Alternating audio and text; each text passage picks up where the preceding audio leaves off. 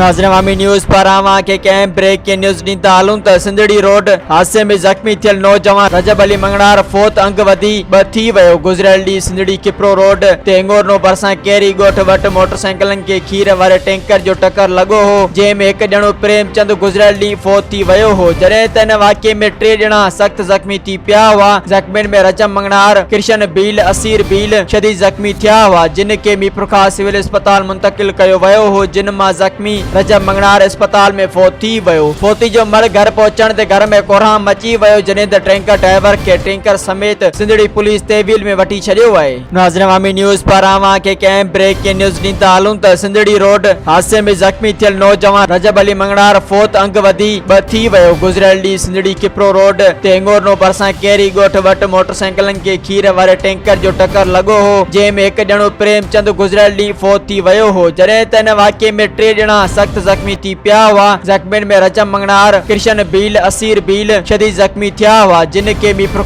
Civil अस्पताल मुंतकिल कयो वियो हो, जिन मां ज़ख्मी रजब मंगणार अस्पताल में फोत थी वियो। फोती जो मर घर पहुंचण ते घर में कोरहाम मची वियो, जॾहिं त टैंकर ड्राइवर खे टैंकर समेत सिंधड़ी पुलिस तहवील में वठी छॾियो आहे।